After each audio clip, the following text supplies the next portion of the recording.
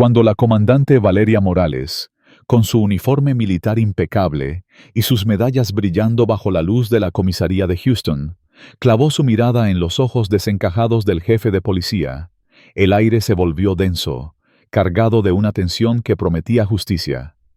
Apenas unos días antes, dos oficiales la habían tratado como si fuera una delincuente en las calles de su propio vecindario, humillándola con insultos racistas y una bofetada que resonó como un disparo en la noche.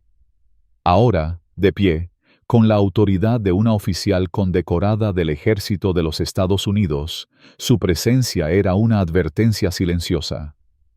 Habían elegido a la persona equivocada para humillar. ¿Qué harías si el abuso de poder te golpeara en tu propia casa? ¿Te quedarías callado o alzarías la voz? Déjanos saber en los comentarios con la palabra justicia y no olvides darle like a esta historia para unirte a nuestra comunidad que exige igualdad. Hoy te contamos cómo Valeria Morales convirtió la indignación en una lucha épica contra la injusticia, una batalla que hará hervir tu sangre y te inspirará a no rendirte nunca. Valeria Morales, de 35 años, respiró profundamente mientras el avión aterrizaba en el Aeropuerto Internacional de Houston, marcando el fin de una extenuante misión de 15 meses en el Medio Oriente. Con 13 años de servicio distinguido en la policía militar, había ascendido con una dedicación inquebrantable, ganándose el respeto de sus compañeros y superiores. Hija de padres trabajadores que sacrificaron todo para darle oportunidades, Valeria había brillado en West Point, obteniendo 2 corazones púrpura por su valentía en combate.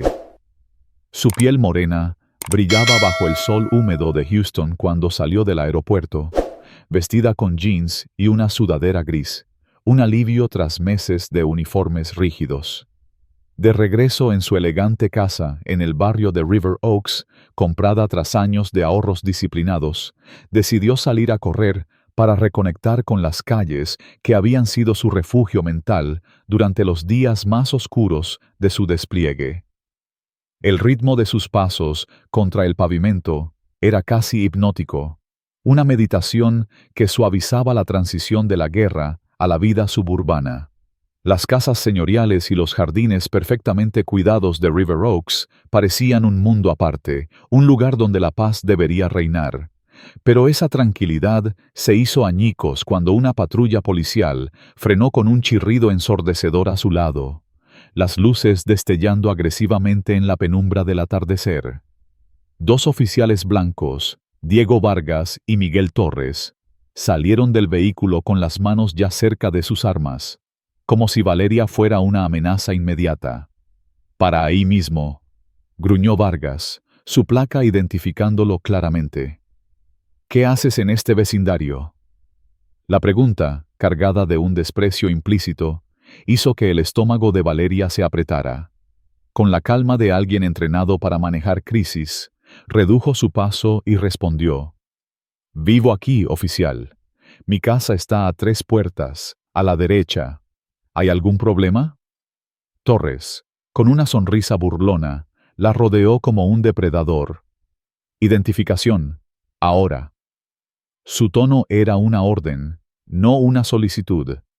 Valeria explicó que no llevaba identificación mientras corría, algo común y razonable, pero que en ese momento sintió como un error fatal. «Qué conveniente», escupió Vargas, intercambiando una mirada cómplice con Torres. «¿Sabes cuántas veces escuchamos eso de gente que no pertenece aquí?». La palabra «pertenece» cortó como un cuchillo, electrificando el aire. Valeria, erguida con la postura de mando que usaba con sus subordinados, respondió: «Soy la comandante Valeria Morales. Acabo de regresar de un despliegue de 15 meses. Mi casa está en 1842 Oak Ridge Lane. La poseo desde hace 6 años. Pueden verificar eso fácilmente». Torres se acercó, invadiendo su espacio personal, con una arrogancia que hizo hervir la sangre de Valeria. «Escucha, querida, no nos importan tus cuentos. Sabemos que los de tu tipo no viven en River Oaks, a menos que estén limpiando casas. El racismo descarado de sus palabras fue como un golpe físico, pero la disciplina militar de Valeria mantuvo su rostro impasible, aunque la furia y la humillación ardían en su interior. Oficial, entiendo que están haciendo su trabajo, pero soy residente de este vecindario y oficial del Ejército de los Estados Unidos. Pido un trato profesional mientras resolvemos esto. La compostura de Valeria solo pareció enfurecer más a Vargas. ¿Trato profesional? ¿Crees que mereces algo especial? Sin previo aviso, su mano voló hacia el rostro de Valeria, la bofetada resonando como un trueno en la calle silenciosa. El impacto hizo que su cabeza girara, y el dolor se mezcló con la incredulidad. «Eso es por hablarle así a un oficial de la ley», gruñó Vargas. Antes de que Valeria pudiera procesar el shock, los oficiales la empujaron al suelo con brutalidad. Su mejilla raspó contra el pavimento, el mismo que momentos antes había recorrido con libertad. Torres presionó su rodilla contra su espalda, inmovilizándola, mientras Vargas le torcía los brazos con una violencia innecesaria. «Los de tu clase necesitan aprender cuál es su lugar», siseó Torres cerca de su oído, su aliento cálido y agrio. La técnica, una que Valeria conocía bien por su entrenamiento en la policía militar, estaba siendo usada como arma contra ella. Pero lo peor estaba por venir. Mientras forcejeaban, Vargas arrancó el collar que Valeria llevaba, un regalo de su madre con un pequeño crucifijo, y lo arrojó al césped con desprecio, diciendo: «Esto no te va a salvar aquí». La indignación quemó el pecho de Valeria, pero su entrenamiento la mantuvo enfocada, incluso cuando el dolor y la humillación amenazaban con desbordarla. De repente, una voz cortó la escena. «Oficiales, ¿qué están haciendo? ¡Lo estoy grabando!».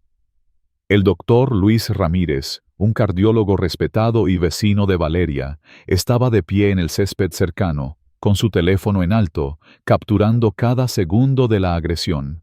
Su presencia cambió la dinámica al instante. Vargas se levantó lentamente, fingiendo calma. «Señor, retroceda. Esto es asunto policial». Pero Ramírez no se movió. «Conozco a esta mujer. Es mi vecina. Vive a unas casas de aquí». Los oficiales intercambiaron miradas, calculando rápidamente. Torres soltó a Valeria con reluctancia, permitiéndole levantarse con dificultad. «Recibimos reportes de actividad sospechosa en la zona», mintió Vargas con descaro. «Considere esto una advertencia. La próxima vez, lleva identificación si quieres estar en este vecindario». Mientras se retiraban a su patrulla, Torres lanzó una última puya. «Y recuerda cuál es tu lugar». Valeria permaneció inmóvil hasta que la patrulla desapareció, su entrenamiento militar manteniendo una fachada de compostura, mientras una tormenta rugía en su interior. El escozor de la bofetada persistía en su mejilla, pero la herida más profunda era a su dignidad, algo que había defendido en campos de batalla al otro lado del mundo. Ramírez se acercó con cautela. «Comandante Morales, ¿estás bien? Esto fue... no tengo palabras». Valeria asintió mecánicamente, aún procesando la violación a su humanidad. «Gracias por intervenir, doctor Ramírez. Grabé todo», aseguró él, mostrando el video en su teléfono. «Esto no está bien. Deberías denunciarlos». Valeria le agradeció nuevamente antes de dirigirse a casa, cada paso más pesado que durante su carrera. Dentro de su hogar impecable, se detuvo frente al espejo del pasillo. Un pequeño corte en su pómulo sangraba donde el pavimento lo había rasguñado, y una marca rojiza en forma de mano resaltaba en su piel morena. La imagen desató un torrente de recuerdos: explosiones en el desierto, amenazas de insurgentes armados, situaciones de vida o muerte que nunca la habían hecho sentir tan vulnerable como este incidente en su propio vecindario. Con dedos temblorosos, marcó el número de su mejor amiga, Camila Ortiz, una abogada feroz, con un historial de luchar contra injusticias. «Valeria, bienvenida a casa. ¿Cómo estuvo el vuelo?» La voz alegre de Camila contrastaba con el torbellino emocional de Valeria. «Camila, algo pasó». Con la precisión de un informe militar, relató el incidente, cada detalle grabado en su mente. La bofetada, los insultos, el collar roto, la humillación pública. El silencio al otro lado de la línea fue pesado antes de que Camila estallara. «Esto es un ultraje, es asalto, violación de derechos civiles, abuso de poder. Esos oficiales no pueden salirse con la suya». Valeria paseó por su sala, pasando junto a la pared donde colgaban sus condecoraciones militares. Medallas por valentía, certificados de West Point, reconocimientos por liderazgo.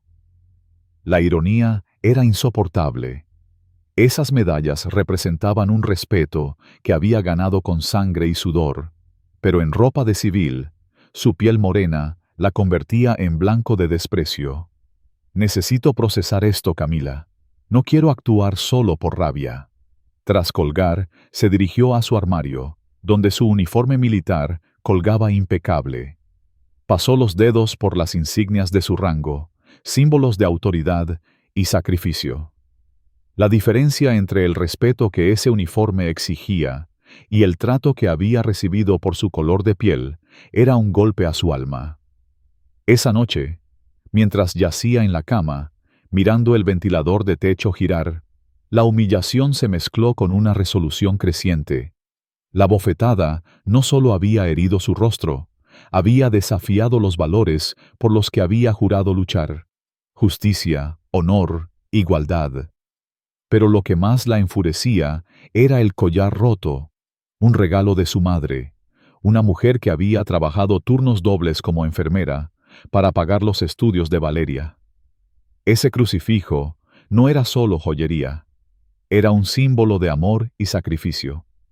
Que Vargas lo hubiera arrojado al césped como basura era un insulto no solo a ella, sino a su familia, a su historia. La indignación creció como un incendio, pero su entrenamiento militar la canalizó en algo más peligroso: una determinación fría y estratégica. A la mañana siguiente, la luz del sol se filtró por las cortinas, iluminando el rostro de Valeria, aún marcado por la mano de Vargas.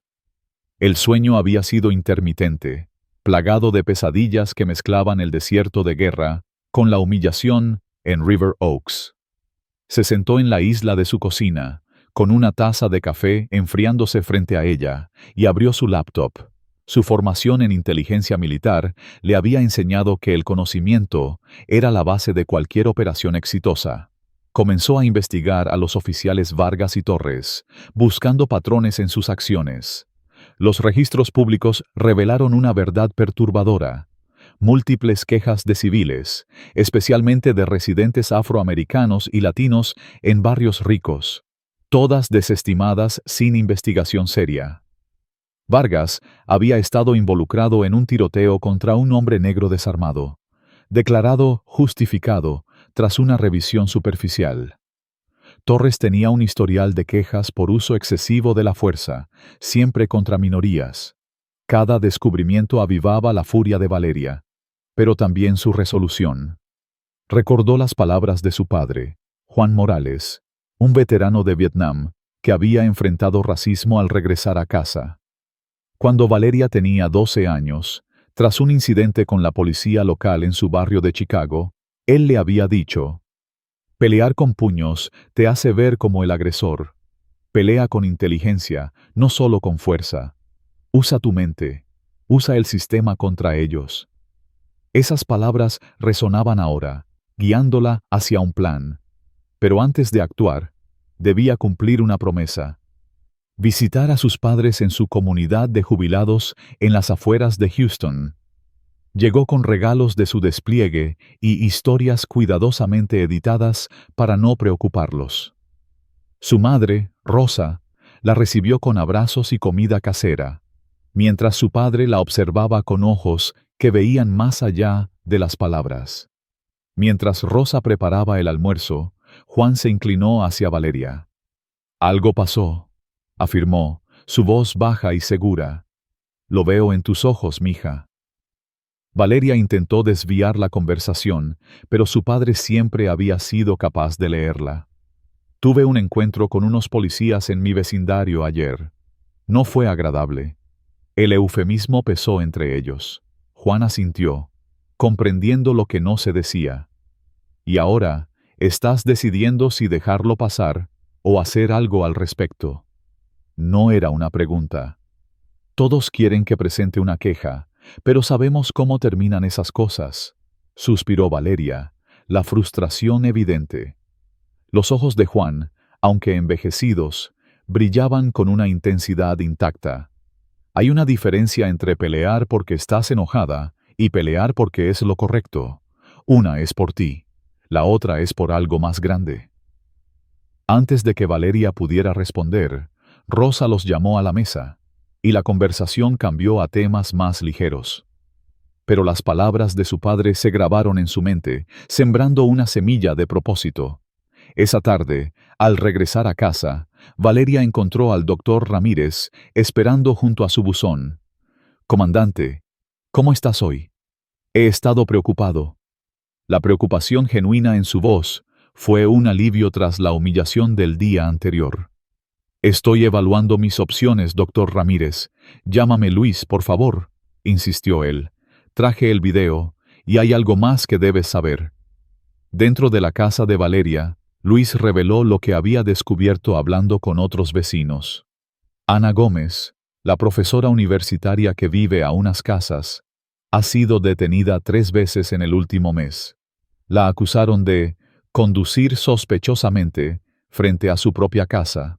Y Javier Pérez, el empresario de Maple Street, dice que su hijo adolescente fue esposado por jugar básquet en el parque del vecindario. Le rompieron la nariz, Valeria, solo por estar ahí. La indignación de Valeria alcanzó un nuevo pico. No era solo ella, era un patrón deliberado, una cacería sistemática contra personas como ella, como Ana, como el hijo de Javier. Cada historia era un puñetazo al corazón, un recordatorio de que el sistema que juró proteger estaba podrido en su núcleo. Mientras Luis hablaba, Camila llegó con un portafolio lleno de documentos legales. «He estado investigando», anunció sin preámbulos. 3 demandas civiles contra esta comisaría en los últimos 2 años, por perfilamiento racial. Todas desestimadas misteriosamente cuando las pruebas desaparecieron. Valeria extendió los documentos sobre la mesa del comedor, cada página un testimonio de abuso. Un nombre aparecía repetidamente: Capitán Ricardo Salazar, supervisor directo de Vargas y Torres, y el jefe Eduardo Guzmán, quien supervisaba las investigaciones internas. «Esto no es solo un par de oficiales corruptos», observó Camila, conectando los puntos. «Es un sistema». Valeria se detuvo frente a su pared de condecoraciones. Cada medalla, un recordatorio de su juramento de proteger los derechos constitucionales de todos los ciudadanos. Las palabras de su padre resonaron nuevamente. «Una es por ti, la otra es por algo más grande». En ese momento, la decisión se cristalizó. Esto no era solo por la bofetada, el collar roto o la humillación personal. Era por Ana, por el hijo de Javier, por todos los que habían sido silenciados. «No voy a presentar solo una queja», declaró Valeria, con una determinación silenciosa que hizo que Camila y Luis la miraran con respeto. «Voy a confrontar esto directamente y usaré cada herramienta que tengo». Sus ojos se posaron en una fotografía de ella en uniforme, las insignias de comandante brillando. A veces, la gente necesita que le recuerden con quién están tratando. Esa noche, Valeria planchó su uniforme de gala con precisión militar, cada pliegue perfecto, cada medalla colocada según las regulaciones. Mientras pulía las hojas de roble doradas que simbolizaban su rango, un plan tomó forma en su mente. No sería una confrontación impulsiva alimentada por la rabia, sino un enfoque estratégico diseñado para exponer el abuso sistemático y forzar un cambio real. Esto sería una batalla diferente, pero una para la que estaba excepcionalmente calificada. La humillación que había sufrido no sería el final, sino el comienzo de una lucha que haría temblar los cimientos de la injusticia. La comandante Valeria Morales cruzó las puertas de la comisaría de Houston con la precisión de un general entrando en territorio enemigo, su uniforme de gala reluciendo bajo las luces fluorescentes, cada medalla y distintivo proyectando una autoridad que silenciaba las conversaciones a su alrededor. Los oficiales y empleados civiles en el vestíbulo se detuvieron, sus ojos siguiendo la figura imponente de una mujer que no estaba allí para pedir, sino para exigir. El capitán Ricardo Salazar, con su sonrisa ensayada y sus barras de capitán brillando en el uniforme, salió de su oficina atraído por el revuelo, pero al reconocer a Valeria, su expresión se endureció, un destello de inquietud traicionando su fachada. Comandante Morales, ¿cómo podemos asistir a una miembro de nuestras Fuerzas Armadas hoy?, dijo, extendiendo la mano con una cortesía que apestaba a falsedad.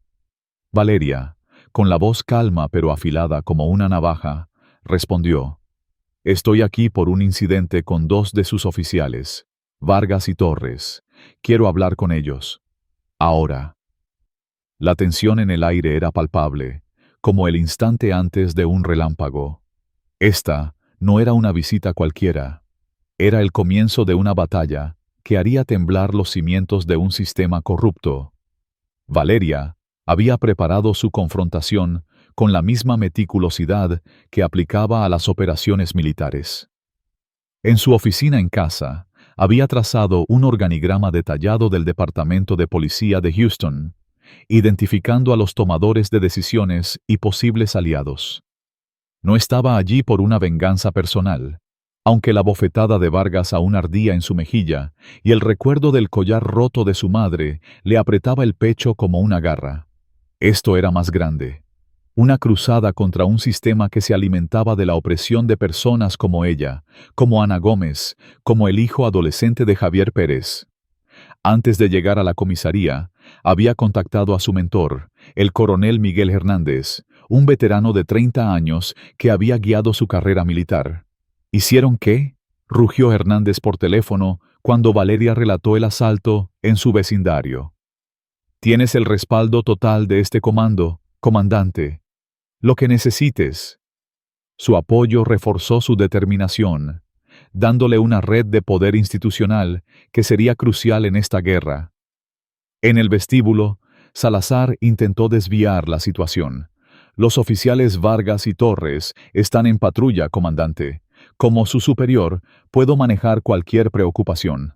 Su tono era condescendiente, como si estuviera tratando con una civil molesta y no con una oficial militar de alto rango. «Esperaré», respondió Valeria, tomando asiento con una vista clara de la entrada. «Este es un asunto personal que requiere su presencia». Salazar frunció el ceño, su máscara de profesionalismo resquebrajándose. «Comandante, si esto es sobre el incidente en Oak Ridge Lane, ya revisé el informe. Mis oficiales respondieron a una llamada de persona sospechosa. Cualquier malentendido puede resolverse por los canales adecuados». La mención de un informe fabricado encendió una chispa de furia en Valeria. Sabía que no existía tal llamada. Era una mentira burda para encubrir el abuso. «Conozco los canales adecuados, capitán», replicó ella, su voz cortante como acero. «También conozco los derechos constitucionales y las leyes que rigen la conducta policial. Esperaré a sus oficiales». La calma desafiante de Valeria creó una tensión eléctrica en el vestíbulo. Otros oficiales comenzaron a reunirse, observando el intercambio con curiosidad profesional. Salazar bajó la voz, acercándose. «Comandante, sugiero que discutamos esto en privado. Exponer asuntos del departamento en público no es constructivo». Valeria lo miró directamente a los ojos. La transparencia es el propósito más constructivo, capitán. No tengo nada que ocultar. ¿Sus oficiales sí? El desafío flotó en el aire, sin respuesta, hasta que las puertas principales se abrieron de golpe. Vargas y Torres entraron, riendo de algo trivial, pero se congelaron al ver a Valeria, en uniforme completo. Sus rostros pasaron de la confusión al reconocimiento y, finalmente, al pánico puro. «Oficiales», llamó Salazar, su voz tensa. «La comandante Morales desea hablar con ustedes». Torres recuperó la compostura primero, adoptando una postura defensiva. «Señora, si esto es por la otra noche, respondimos a una llamada». Valeria lo interrumpió, su voz serena pero letal. «Una llamada que no existe en ningún registro de despacho, así como no hay reporte de una persona sospechosa en River Oaks esa noche». Vargas dio un paso adelante, su rostro enrojeciendo. «No necesitamos justificar nuestras acciones ante usted. Si tiene una queja, preséntela por los canales adecuados». Valeria sacó su teléfono. «Primero quiero que todos aquí vean algo». Reprodujo el video del doctor Ramírez, con el volumen alto para que todos lo escucharan. Las imágenes eran devastadoras. La agresión sin motivo, los insultos racistas, la bofetada brutal de Vargas, el collar arrancado y arrojado al césped, la fuerza excesiva mientras Valeria no ofrecía resistencia. El silencio que siguió fue pesado, los oficiales intercambiando miradas incómodas. Vargas palideció, y Torres miró a Salazar en busca de dirección.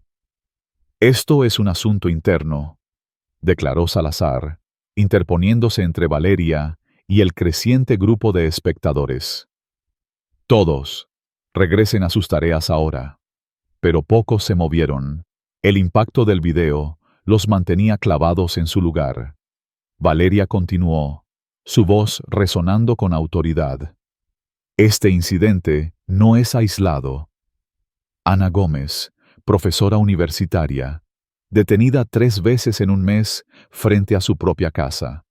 Javier Pérez, empresario, cuyo hijo de 16 años fue esposado y golpeado por jugar básquet en el parque. Sofía Rodríguez, David López, todos profesionales respetados, todos residentes de barrios ricos, todos víctimas de lo mismo por parte de estos oficiales». La mención de los nombres hizo que los murmullos se intensificaran entre los presentes. Salazar perdió la compostura. «Basta, comandante. Está haciendo acusaciones infundadas en una instalación policial. Le pido que se retire». Pero una voz nueva interrumpió. «No son infundadas». La oficial Sofía Méndez, una joven policía latina, dio un paso adelante desde la multitud. «He presenciado incidentes similares y los reporté por los canales adecuados. Esos reportes desaparecieron». Salazar se volvió hacia ella, su furia apenas contenida. «Estás fuera de lugar, oficial. Reporta a mi oficina ahora». Sofía no retrocedió. «Juré defender la ley y proteger al público. Ese juramento no incluye encubrir violaciones de derechos civiles». El enfrentamiento atrajo la atención de todos en el edificio, incluido el jefe Eduardo Guzmán, quien salió de un ascensor con una expresión de desdén. «¿Qué está pasando aquí?», exigió, su tono autoritario marcando su poder. «Jefe Guzmán», reconoció Salazar, aliviado. «Estamos manejando una situación». Guzmán escaneó la escena, sus ojos deteniéndose en Valeria con evidente molestia. «¿Quién es usted y por qué está causando disturbios en mi departamento?». Valeria se adelantó, erguida. «Comandante Valeria Morales, Policía Militar del Ejército de los Estados Unidos». Presentó su identificación militar junto al video pausado en la imagen de la mano de Vargas, golpeando su rostro. «Estoy aquí porque sus oficiales me asaltaron sin causa. Usaron insultos racistas. Rompieron un collar que era un regalo de mi madre y aplicaron fuerza excesiva, violando mis derechos civiles. Mi investigación indica que esto es parte de un patrón de abuso selectivo que parece ser sancionado por los niveles más altos de su departamento. La expresión de Guzmán se oscureció. Esa es una acusación grave, comandante. No la hago a la ligera, respondió Valeria. Solicito formalmente una investigación independiente sobre la conducta de estos oficiales y las políticas que permiten este comportamiento. Los ojos de Guzmán se desviaron hacia Salazar, un intercambio silencioso que no pasó desapercibido. Tomamos todas las quejas en serio, dijo Guzmán, su tono sugiriendo lo contrario. Puede presentar su queja en asuntos internos. Ya lo hice, contraatacó Valeria. También presentaré quejas ante la División de Derechos Civiles del Departamento de Justicia, el FBI, la Fiscalía General del Estado y mi representante en el Congreso. Como oficial militar, juré defender la Constitución contra todos los enemigos, extranjeros y domésticos. Ese juramento no expira cuando estoy de civil. Su declaración provocó reacciones entre los oficiales presentes, algunos incómodos, otros impresionados, y Sofía Méndez asintió en apoyo silencioso. Defiendo este país para que la justicia sea para todos, concluyó Valeria, su voz resonando con convicción, para todos. El desafío de Valeria no quedó sin respuesta. Menos de 24 horas después, un patrullero sin identificar estacionó frente a su casa durante horas, una presencia intimidatoria que no era accidental. Las llamadas anónimas comenzaron a medianoche, desconectándose al contestar, seguidas de mensajes de voz llenos de insultos racistas y amenazas explícitas. «Retrocede, o lo pagarás caro», siseó uno, mientras otro mencionaba la dirección de sus padres, un golpe directo a su corazón. Valeria documentó cada llamada con precisión militar, sabiendo que serían evidencia. Pero la retaliación escaló aún más. Al salir a recoger su correo, descubrió que su auto había sido vandalizado. La palabra «intrusa», pintada con aerosol rojo en letras irregulares, cubría la puerta del conductor. La furia la recorrió, pero la canalizó en determinación fría, fotografiando el daño desde todos los ángulos antes de reportarlo. La indignación alcanzó un nuevo pico cuando supo de Ana Gómez. La profesora universitaria, una mujer latina de 40 años con un doctorado en literatura, fue detenida nuevamente esa mañana mientras llevaba a su hija de 12 años a la escuela. Los oficiales, del mismo precinto que Vargas y Torres, la acusaron de conducir erráticamente frente a su propia hija, quien lloró mientras esposaban a su madre. No encontraron nada, pero la humillación pública frente a la niña fue un golpe cruel. Javier Pérez llamó a Valeria esa tarde, su voz temblando de rabia. «Mi hijo, Carlos, fue interceptado otra vez anoche. Lo tiraron al suelo y le rompieron 2 costillas por parecer sospechoso mientras caminaba a casa desde la tienda. Tiene 16 años, Valeria. ¿Qué clase de monstruos hacen esto?» El dolor en su voz era un eco del propio tormento de Valeria, y cada historia alimentaba un incendio que amenazaba con consumirla. Camila llegó con más documentos, su rostro endurecido por la indignación. «Encontré registros financieros. Este departamento tiene un sistema de bonos por productividad basado en ingresos por multas. Adivina qué barrios generan más. Los que tienen más propietarios afroamericanos y latinos, como River Oaks». Los documentos detallaban cuotas no oficiales que incentivaban a los oficiales a emitir multas a residentes de minorías, quienes podían pagar, pero rara vez tenían los recursos para pelearlas. El nombre de Salazar aparecía en correos internos, dando directivas para maximizar ingresos en vecindarios transitorios, un eufemismo para áreas con creciente población de minorías. «Esto no es solo racismo individual», dijo Camila, golpeando la mesa. «Es una máquina de explotación diseñada para llenar los bolsillos del departamento a costa de nuestra gente». La furia de Valeria se intensificó al imaginar a Ana esposada frente a su hija, al hijo de Javier sangrando en la calle, al collar de su madre tirado como basura. Pero su entrenamiento militar le enseñó a transformar la rabia en estrategia. Recordó un curso de negociación de rehenes, donde su instructor había dicho: tu control emocional es tu arma más fuerte. Cuando esperan ira, dales calma. Cuando esperan miedo, dales confianza. Esa lección guió su próximo movimiento. Reunió al doctor Ramírez, Ana y Javier en su casa para planificar. Ramírez trajo más testimonios de vecinos. Sofía Rodríguez, una ingeniera, había sido seguida por patrullas durante semanas, y David López, un contador, fue detenido por parecer fuera de lugar mientras paseaba a su perro. Cada historia era una puñalada, un recordatorio de que este sistema no solo la había atacado a ella, sino a toda una comunidad. Mientras discutían, Sofía Méndez, la oficial que había hablado en la comisaría, llegó inesperadamente. No debería estar aquí, admitió, mirando nerviosamente por encima del hombro. Pero necesitan saber lo que pasa dentro del departamento. Sobre el comedor de Valeria, reveló la verdad. Salazar había dado órdenes de hacer un ejemplo de cualquiera que apoyara las acusaciones de Valeria. Peor aún, confirmó que el sistema de cuotas no era un error, sino una política deliberada impulsada por Guzmán para financiar el departamento a expensas de los residentes de minorías. Los oficiales que cumplen o superan las cuotas reciben bonos, explicó Méndez. Los que no son castigados con turnos peores o menos oportunidades de ascenso. Es un juego amañado. La reunión fue interrumpida por una llamada de Rosa, la madre de Valeria. «Mija, vinieron inspectores a la panadería hoy. Dicen que hay violaciones de código que podrían cerrar el negocio». La voz de Rosa temblaba, y Valeria sintió que el suelo se desmoronaba. La panadería de sus padres, un pequeño negocio familiar que habían construido durante 20 años, estaba siendo atacada en represalia.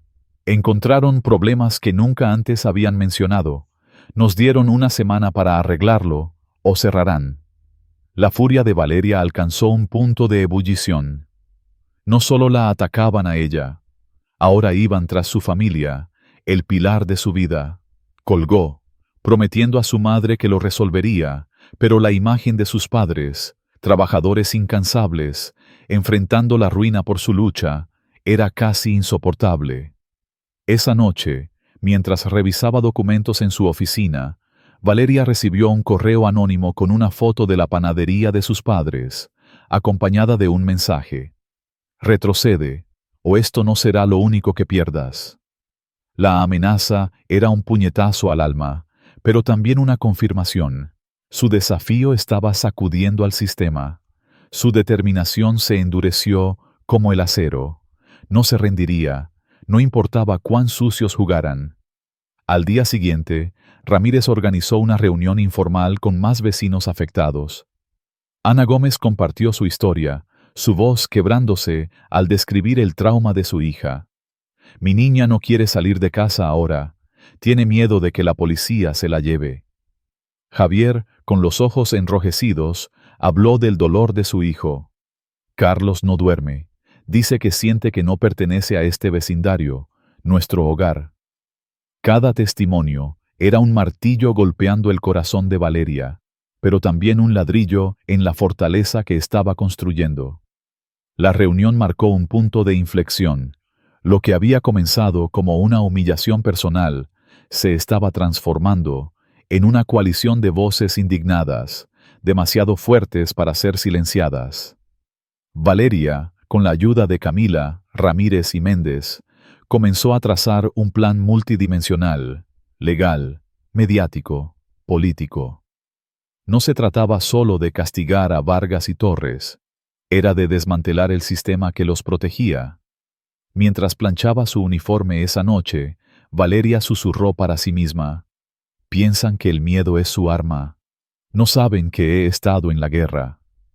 La batalla apenas comenzaba, y el sistema corrupto que había intentado quebrarla pronto descubriría que había despertado a una fuerza imparable.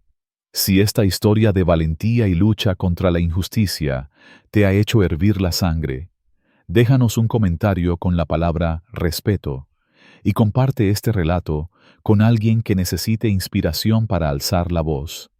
Dale like para apoyar más historias que desafían la opresión y suscríbete para no perderte el próximo capítulo de esta batalla épica por la justicia. El titular del Houston Chronicle irrumpió como un trueno en la ciudad. Policía por lucro.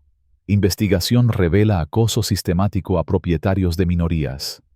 El artículo de la periodista investigativa Carla Díaz, armado con datos implacables, testimonios desgarradores y documentos filtrados, desnudó el sistema corrupto que la comandante Valeria Morales había jurado desmantelar.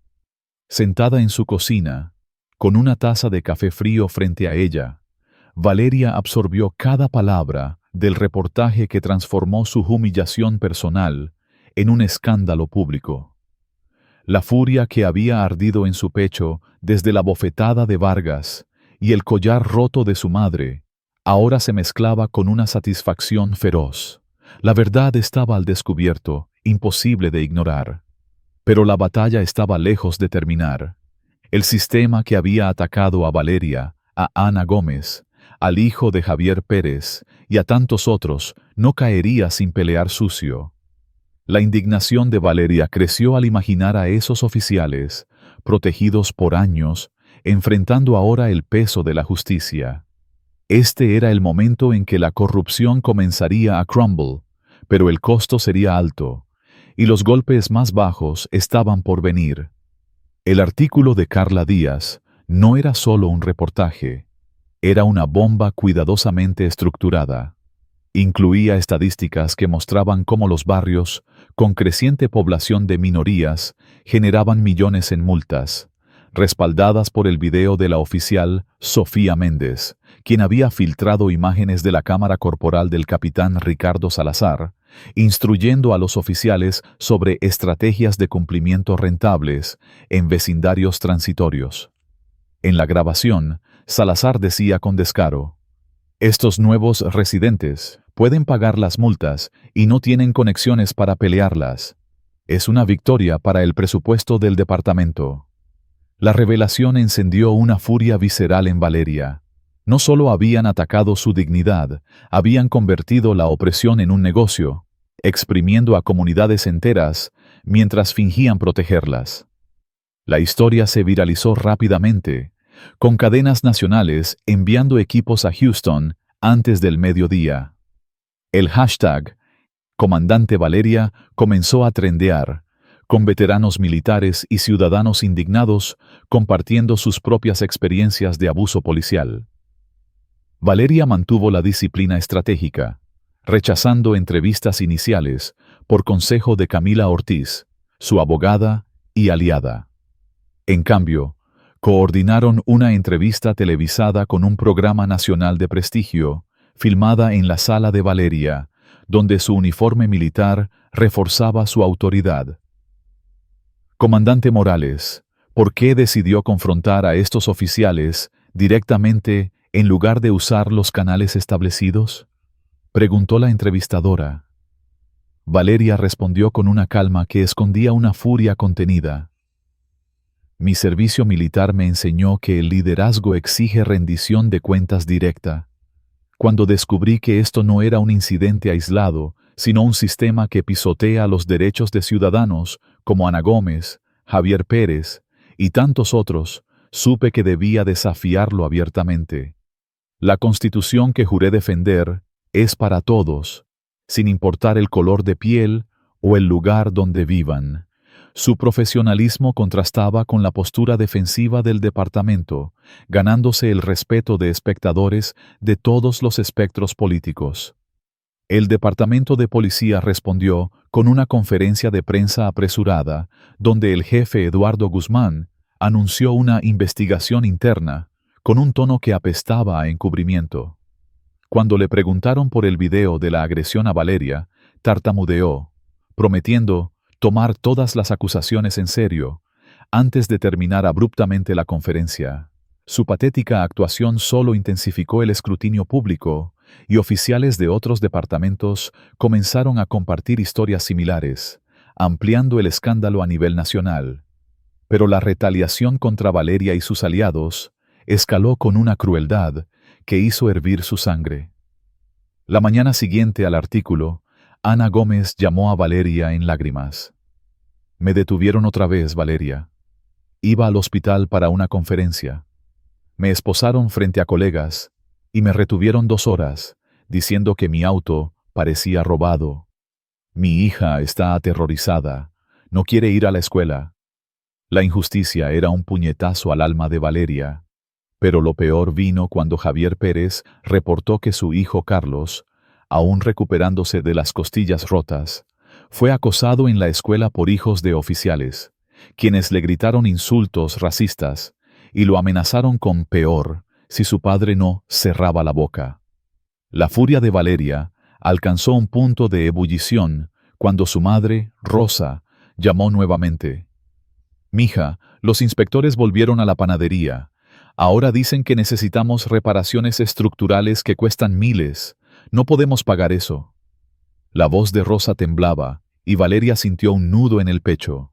La panadería, el sueño de sus padres, estaba siendo destruida en represalia por su lucha. Pero el golpe más bajo llegó esa noche. Un correo anónimo contenía una foto de la casa de sus padres, con un mensaje: sigue hablando, y esto no será lo único que arda. La amenaza contra su familia, los pilares de su vida, fue como un cuchillo en el corazón. Valeria documentó todo, pero la indignación amenazaba con consumirla. ¿Cómo se atrevían a atacar a sus padres, a una niña de 12 años, a un adolescente herido, solo para proteger su máquina de lucro? Mientras tanto, el doctor Luis Ramírez enfrentó su propia retaliación. Recibió una notificación de que su clínica cardiológica estaba bajo investigación por irregularidades de facturación, liderada por una task force con representación policial. La sincronía no era coincidencia. Incluso Valeria sintió el golpe en su carrera militar. El coronel Hernández la llamó para advertirle: alguien con influencia está intentando acceder a tus registros de servicio, buscando cualquier cosa para desacreditarte.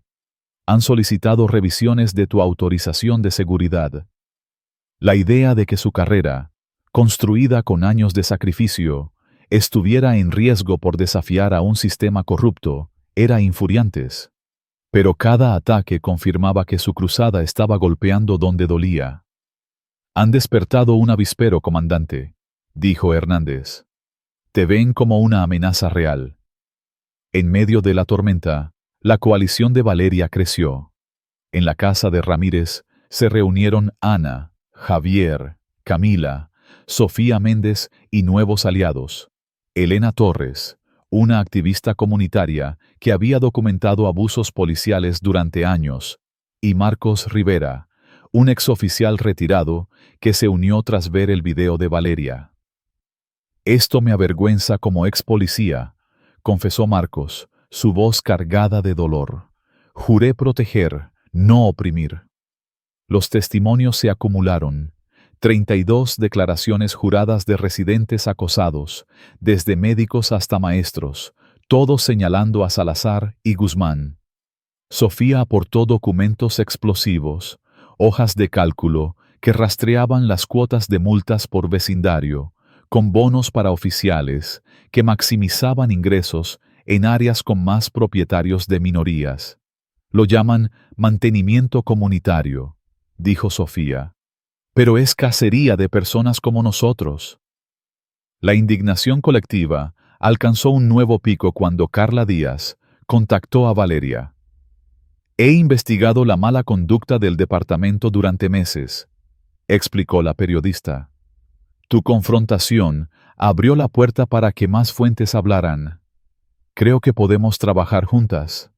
Se reunieron al día siguiente, y Carla reveló documentos filtrados que mostraban órdenes explícitas de Guzmán para enfocarse en vecindarios transitorios, con métricas que asignaban mayor valor a multas emitidas a minorías, La evidencia era irrefutable, y la furia de Valeria se transformó en un plan: usar la exposición mediática para forzar una investigación estatal. Mientras tanto, Marcos conectó a Valeria con la representante estatal, Gloria Sánchez, quien presidía el Comité de Supervisión de Seguridad Pública. Gloria necesita pruebas concretas para impulsar reformas legislativas, dijo Marcos. Tus documentos son exactamente eso. La alianza se fortaleció, pero los ataques se intensificaron. Una noche, Valeria despertó por el sonido de vidrios rotos. Con la precisión de un soldado, recuperó su arma personal y revisó su casa, descubriendo que alguien había roto una ventana trasera. En su oficina, sus medallas militares, incluyendo sus 2 corazones púrpura, habían desaparecido. Los oficiales que respondieron al reporte llegaron con 1 hora de retraso, su actitud displicente dejando claro que el robo no sería investigado. A veces la gente quiere cosas brillantes, comentó uno, ignorando que los electrónicos valiosos quedaron intactos. La naturaleza selectiva del robo era una puñalada. No querían dinero, querían destruir su legado. La furia de Valeria ardía, pero su determinación se volvió inquebrantable. Instaló cámaras de seguridad esa misma noche, murmurando: «Piensan que pueden quebrarme. No saben con quién se metieron». El punto de inflexión llegó cuando la oficial Sofía Méndez reveló una fractura interna en el departamento. «No todos están con Guzmán», dijo en una reunión secreta en la casa de Valeria. «Varios oficiales están inquietos por el video de tu agresión. Hay rumores de que el oficial Torres está cuestionando todo. Está en conflicto con Vargas». La noticia fue un rayo de esperanza, pero también un recordatorio del peligro. Torres, bajo presión, contactó a Valeria a través de Sofía. En un encuentro privado, confesó: «Me uní para proteger y servir, no para esto. Después de ver cómo te atacaron y cómo intentan destruirte, no puedo seguir con esto». Su decisión de romper filas era un riesgo mortal, pero proporcionó a Camila testimonios internos sobre cómo los oficiales eran entrenados para perfilar racialmente bajo el disfraz de estrategias comunitarias. La presión pública y las pruebas acumuladas forzaron al fiscal general del Estado a anunciar una investigación especial. Las acusaciones de la comandante Morales, respaldadas por reportajes investigativos, sugieren violaciones de derechos civiles y abuso de autoridad, declaró en un comunicado. La investigación era un paso monumental, moviendo el caso de la opinión pública a consecuencias legales. El alcalde de Houston, inicialmente reacio a involucrarse, cedió ante la presión y prometió cooperación total, aunque evitó actuar directamente contra Guzmán. Valeria mantuvo su enfoque, limitando sus declaraciones públicas a relatos factuales que resaltaban el patrón de abuso. En un foro comunitario, dijo: «Esto no es un ataque a la policía como institución, es un llamado a que cumpla con los principios constitucionales y sirva a todos por igual». Su enfoque resonó ampliamente, ganando apoyo de reformistas y moderados por igual. 10 días después del artículo del Chronicle, Valeria observó en su sala la cobertura noticiosa, asombrada por cómo un incidente personal se había convertido en un movimiento nacional. Las protestas frente a la comisaría crecieron, con pancartas mostrando su imagen y citas de su entrevista. Pero la retaliación no cesó. Un nuevo correo anónimo llegó con una foto de su sobrina de 10 años jugando en el patio de sus padres, con un mensaje: «Los accidentes pasan». La amenaza contra su familia, especialmente contra una niña inocente, fue el golpe más cruel. La furia de Valeria era un volcán, pero su entrenamiento militar la mantuvo enfocada. Documentó todo, sabiendo que cada ataque era una prueba de que el sistema temía su poder. La investigación estatal llegó con fuerza. Los investigadores, armados con subpoenas, y especialistas en contabilidad forense tomaron registros y sistemas informáticos del departamento. Guzmán, puesto en licencia administrativa, observó desde su casa cómo los medios capturaban cajas de documentos saliendo de su oficina. Los hallazgos iniciales fueron devastadores. Un sistema sofisticado de cumplimiento selectivo generaba millones, mientras creaba la ilusión de reducción del crimen en barrios ricos. Las multas a residentes de minorías se procesaban rápidamente para minimizar desafíos legales, mientras que las infracciones similares de residentes blancos se resolvían con advertencias. La indignación de Valeria creció al saber que este sistema no solo la había victimizado a ella, sino a cientos de personas silenciadas por años. La investigación atrapó a Salazar intentando borrar correos incriminatorios. Sofía alertó a los investigadores, quienes recuperaron los archivos, añadiendo obstrucción de justicia a los cargos. Vargas enfrentó consecuencias inmediatas. El video de su asalto a Valeria era prueba irrefutable de fuerza excesiva y violaciones de derechos civiles. El fiscal del distrito, bajo presión pública, presentó cargos penales contra él por asalto bajo autoridad, un delito grave. El abogado de Vargas intentó negociar un acuerdo a cambio de testificar contra superiores, pero los fiscales, sintiendo el clamor público, se negaron a ceder. La caída de Vargas fue un triunfo, pero Valeria sabía que el verdadero enemigo era el sistema que lo habilitaba. La coalición de Valeria se fortaleció. Elena Torres organizó reuniones comunitarias donde decenas de víctimas compartieron historias, creando un mapa de abusos que dejaba claro el carácter sistemático de la discriminación. Los datos eran abrumadores. Los residentes negros y latinos en barrios ricos recibían multas 8 veces más que sus vecinos blancos por infracciones idénticas, con multas un 40% más altas. El testimonio de Torres proporcionó una perspectiva interna crucial. Nos entrenaron para usar pretextos específicos en ciertos vecindarios, explicó en una declaración jurada. Violaciones de equipo vehicular, infracciones menores de tráfico, comportamiento sospechoso.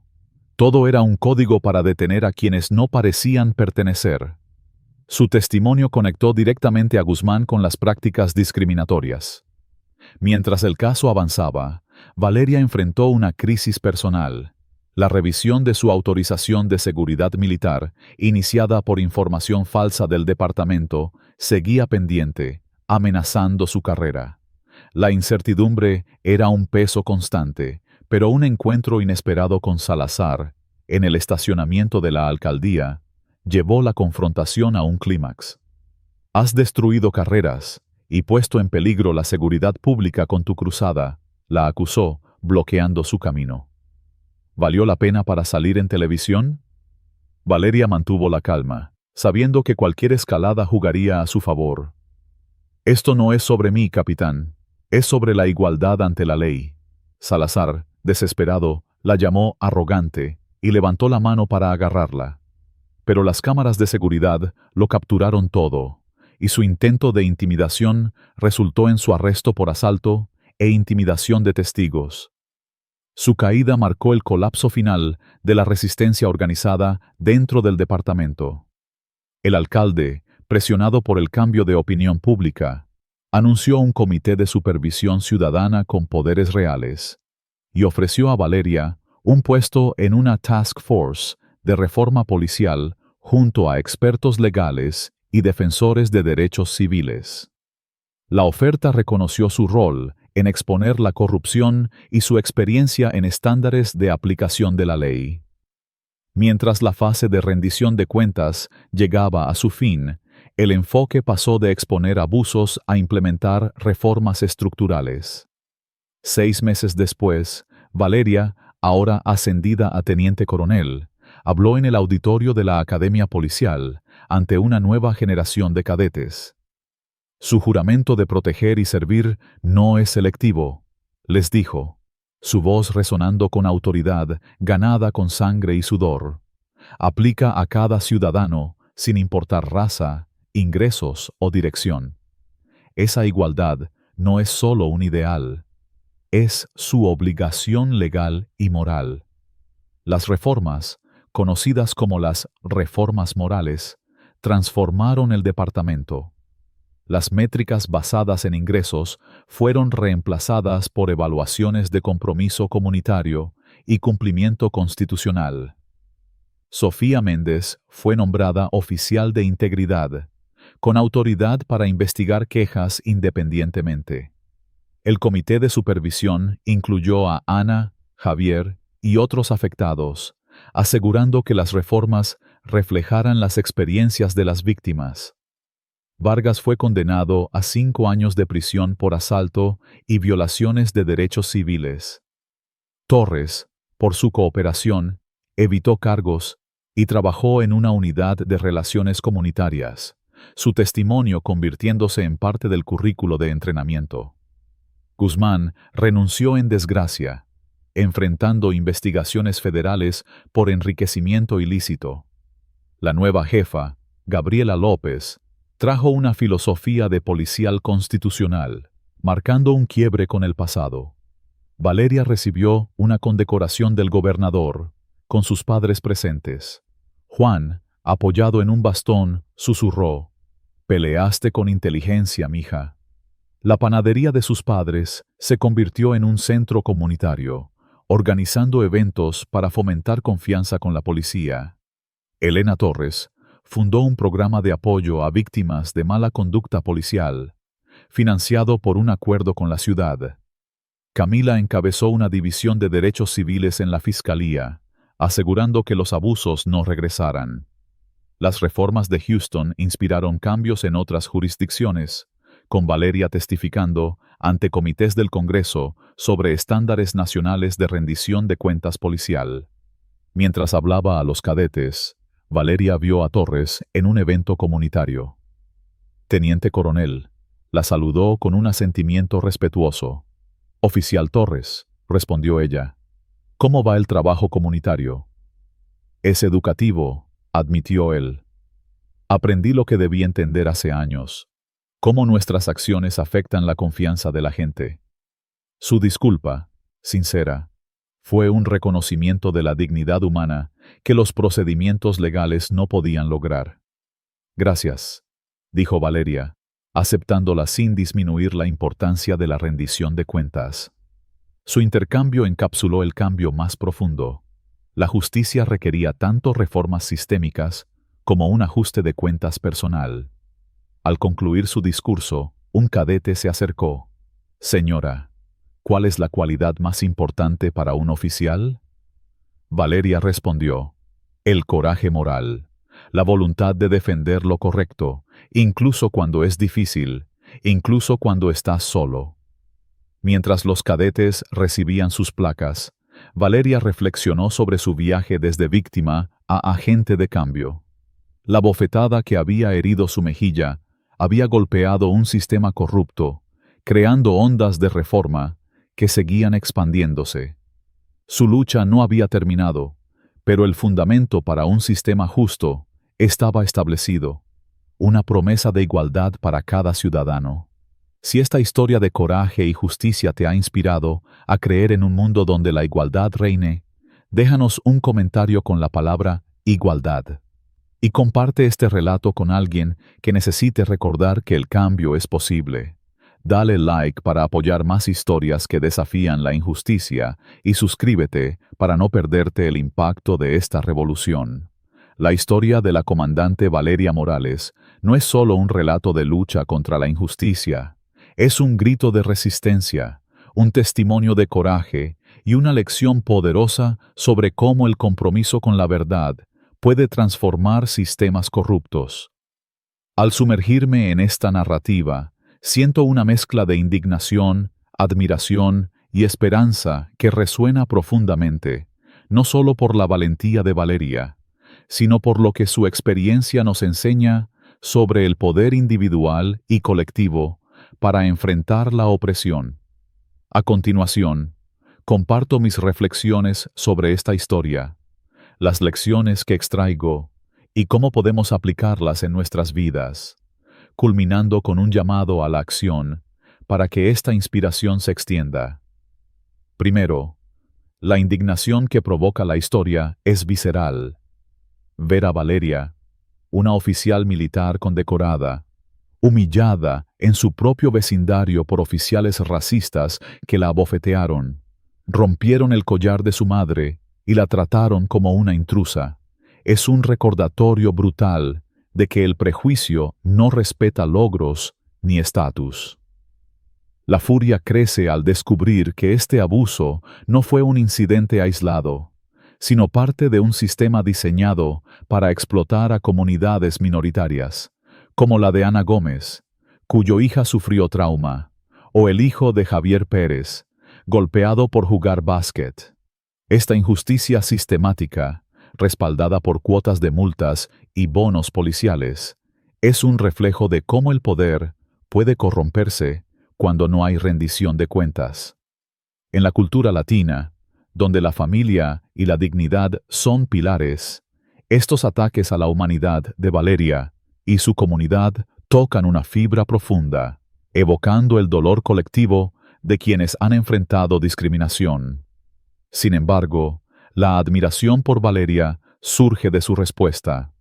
En lugar de ceder ante la humillación o el miedo, canalizó su rabia en una estrategia meticulosa, usando su formación militar para reunir pruebas, formar alianzas y exponer la corrupción. Su decisión de enfrentar a los oficiales en uniforme, declarando «recuerden con quién están tratando», es un acto de empoderamiento que resuena con el valor latino de echar pa'lante, de no rendirse ante la adversidad. La coalición que formó con vecinos, abogados y oficiales disidentes como Sofía Méndez muestra que la resistencia colectiva es más fuerte que cualquier lucha individual. Esta solidaridad refleja la tradición latina de comunidad, donde nos apoyamos mutuamente para superar desafíos, como en las reuniones familiares donde se comparten no solo risas, sino también soluciones. La esperanza surge al ver el impacto de la lucha de Valeria. Su valentía llevó a reformas estructurales en el Departamento de Policía, desde la eliminación de cuotas racistas hasta la creación de un comité ciudadano. La condena de oficiales corruptos y la renuncia del jefe Guzmán demuestran que el cambio es posible cuando se alzan voces unidas. Esta transformación me recuerda que, aunque los sistemas opresivos son poderosos, no son invencibles. En el contexto latino, donde a menudo enfrentamos barreras sociales y económicas, la historia de Valeria es un faro de posibilidad, un recordatorio de que nuestras voces, cuando se unen, pueden mover montañas. De esta narrativa extraigo varias lecciones aplicables a la vida cotidiana. La primera es el coraje moral. Valeria nos enseña que enfrentarse a la injusticia, incluso cuando es arriesgado, es un acto de honor. En nuestra vida, esto puede significar denunciar un comentario racista en el trabajo, apoyar a un vecino acosado o cuestionar políticas injustas en nuestra comunidad. Aunque el miedo a represalias es real, el ejemplo de Valeria muestra que el silencio perpetúa la opresión, mientras que la acción, aunque difícil, siembra cambio. En la cultura latina, donde el respeto y la valentía son valores centrales, este coraje moral es una forma de honrar a nuestros antepasados que lucharon por un futuro mejor. La segunda lección es la importancia de la estrategia. Valeria no actuó por impulso, investigó, documentó y planeó cada paso. Esto me inspira a abordar los problemas con inteligencia, no solo con pasión. Por ejemplo, si enfrentamos discriminación en el trabajo, podemos recopilar pruebas, buscar aliados y presentar quejas formales, siguiendo los canales adecuados. En nuestras comunidades latinas, donde a menudo navegamos sistemas complejos, esta lección nos anima a usar nuestra astucia, como lo hicieron nuestros abuelos al superar barreras migratorias o laborales. La tercera lección es el poder de la comunidad. Valeria no luchó sola. Su alianza con Ramírez, Camila, Ana, Javier y Sofía fue clave para su éxito. Esto me recuerda que, en la vida, necesitamos rodearnos de personas que compartan nuestros valores. En la cultura latina, la familia extendida y los amigos son nuestra red de apoyo.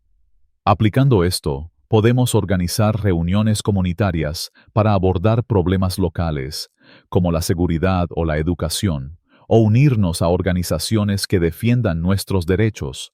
La solidaridad nos hace imparables, como un coro de voces que canta al unísono en una fiesta latina. Finalmente, la historia de Valeria enseña que la justicia requiere perseverancia. A pesar de las amenazas contra su familia, la vandalización de su auto y los intentos de desacreditar su carrera, ella no se rindió. Esto me motiva a mantenerme firme ante los obstáculos, ya sea en la búsqueda de mejores oportunidades laborales, la defensa de mis derechos o el apoyo a causas sociales. En el espíritu latino de resiliencia, recordamos que cada paso adelante, por pequeño que sea, nos acerca a un futuro más justo. Aplicar estas lecciones en la vida diaria puede transformar nuestra forma de enfrentar desafíos. Por ejemplo, si un compañero de trabajo es tratado injustamente, puedo alzar la voz, documentar el incidente y buscar apoyo de otros colegas, inspirado por el coraje de Valeria. Si mi comunidad enfrenta problemas, como acoso policial, puedo organizar reuniones para compartir historias y contactar a líderes locales, siguiendo su ejemplo de coalición. Y cuando enfrente reveses, recordaré su perseverancia, manteniendo la fe en que el cambio es posible con esfuerzo sostenido. En la cultura latina, donde celebramos la lucha y la unión, estas acciones no solo son prácticas, sino un homenaje a nuestra herencia de resistencia. En conclusión, la historia de Valeria Morales es un recordatorio poderoso de que cada uno de nosotros tiene el potencial de desafiar la injusticia y construir un mundo más equitativo. Su coraje, estrategia, comunidad y perseverancia son faros que iluminan nuestro camino, especialmente en la comunidad latina, donde la lucha por la dignidad es parte de nuestra identidad. Al aplicar estas lecciones, podemos honrar su legado y el de todos los que han peleado por la justicia, asegurando que nuestras voces resuenen como un tambor en una fiesta, fuertes y unidas.